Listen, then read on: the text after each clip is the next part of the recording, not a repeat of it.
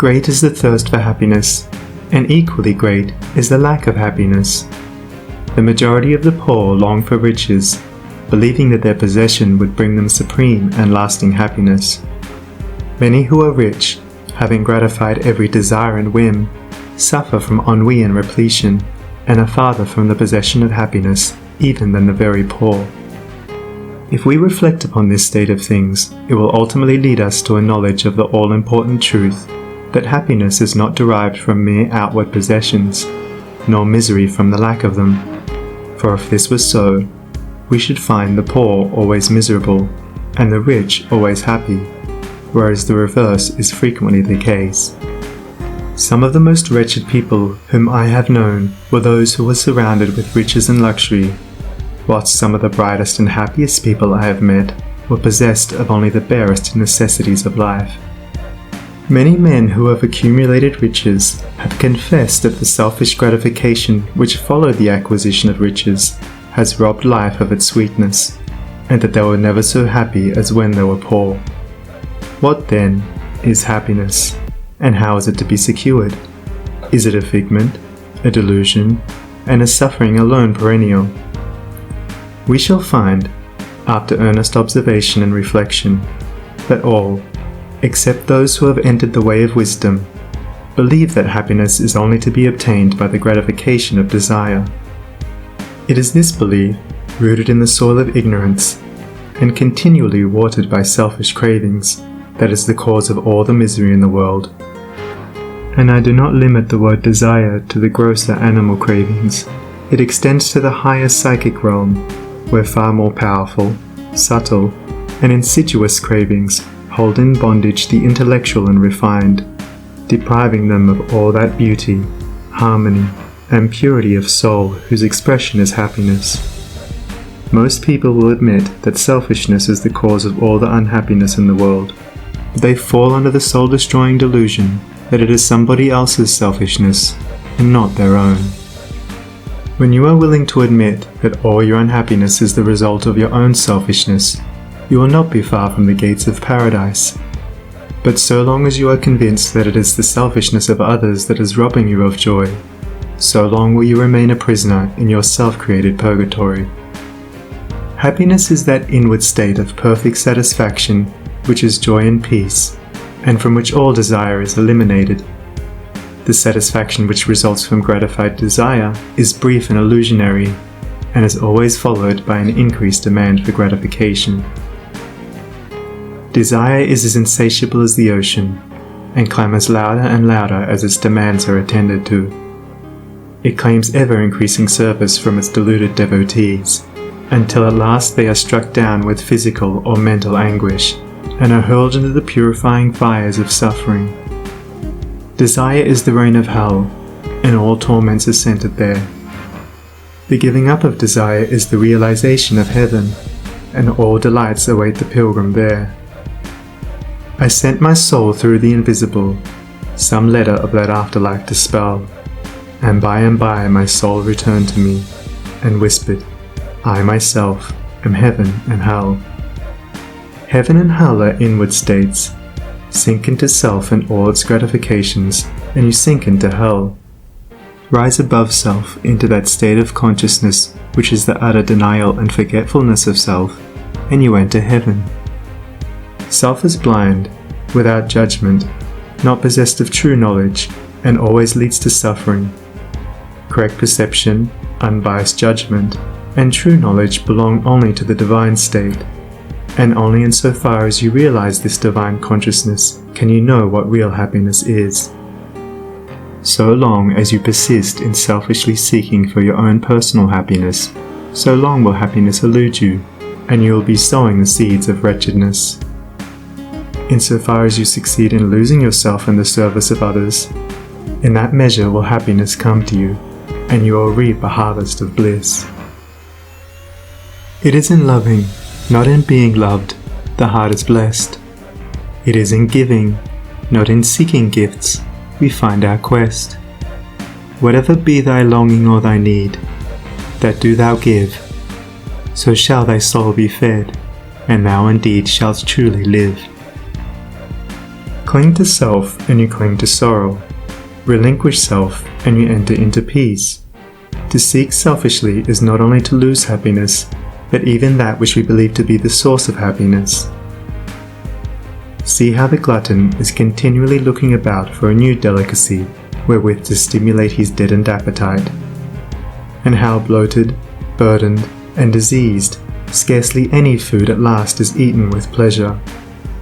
Whereas, he who has mastered his appetite, and not only does not seek, but never thinks of gustatory pleasure, finds delight in the most frugal meal. The angel form of happiness, which men, looking through the eyes of self, imagine they see in gratified desire, when clasped is always found to be the skeleton of misery. Truly, he that seeketh his life shall lose it, and he that loseth his life shall find it.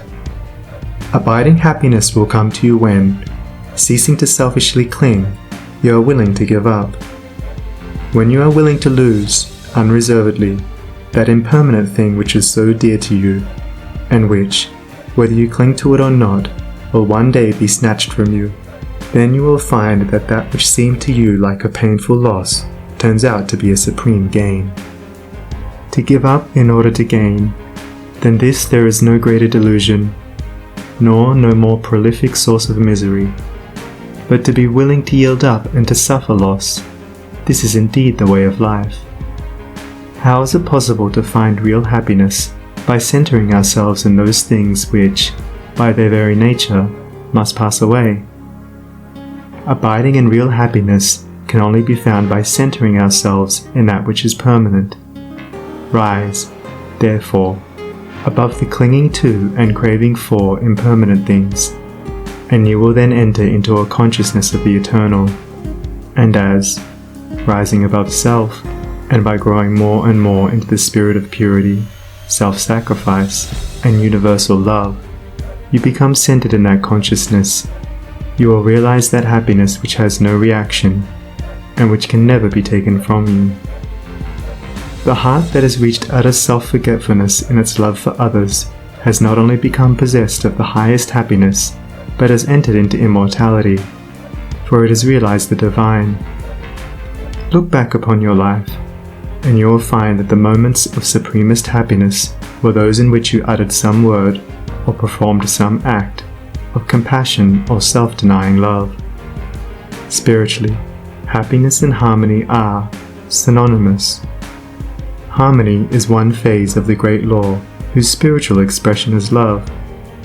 All selfishness is discord, and to be selfish is to be out of harmony with the divine order. As we realize that all-embracing love, which is the negation of self, we put ourselves in harmony with the divine music, the universal song, and that ineffable melody which is true happiness becomes our own.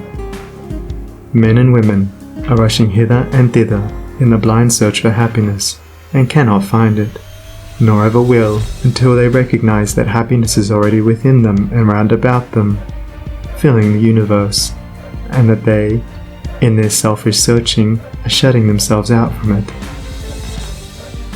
I followed happiness to make her mine, past towering oak and swinging ivy vine. She fled, I chased, o'er slanting hill and dale, o'er fields and meadows in the purpling vale. Pursuing rapidly o'er dashing stream, I scaled the dizzy cliffs where eagles scream. I traversed swiftly every land and end, but always happiness eluded me. Exhausted, fainting, I pursued no more, but sank to rest upon a barren shore. One came and asked for food, and one for alms. I placed the bread and gold in bony palms. One came for sympathy, and one for rest. I shared with every needy one my best. When lo, sweet happiness, with form divine, stood by me, whispering softly, I am thine. These beautiful lines of Burleigh's express the secret of all abounding happiness.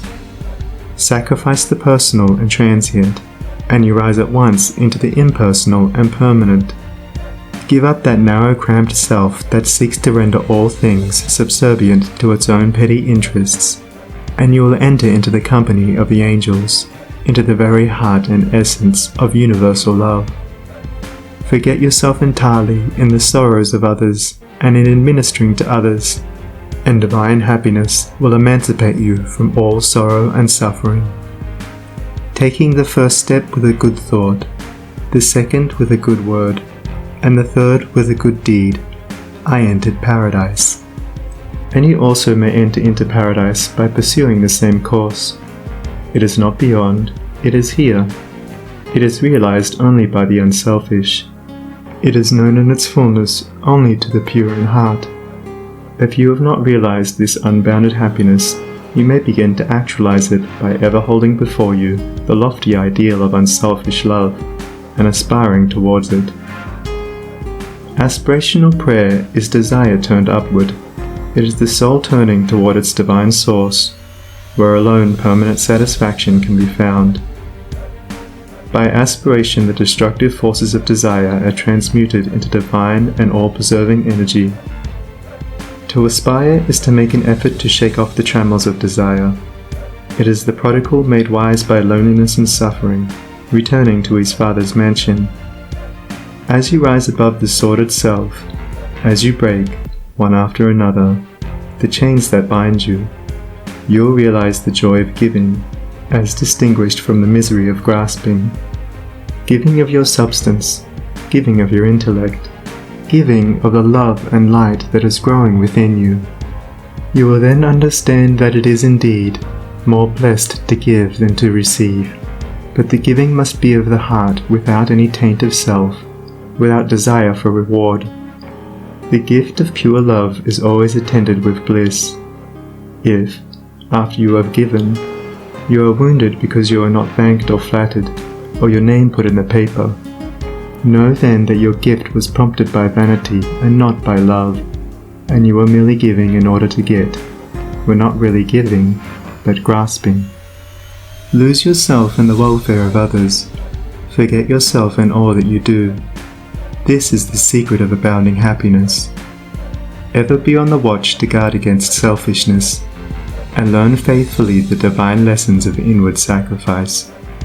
So shall you climb the highest heights of happiness, and shall remain in the never-clouded sunshine of eternal joy, clothed in the shining garment of immortality. Are you searching for the happiness that does not fade away? Are you looking for the joy that lives and leaves no grievous day? Are you panting for the waterbrooks of love and life and peace? Then let all dark desires depart and selfish seeking cease. Are you lingering in the paths of pain, grief-haunted, stricken sore? Are you wandering in the ways that wound your weary feet the more? Are you sighing for the resting place where tears and sorrows cease? Then sacrifice your selfish heart and find the heart of peace.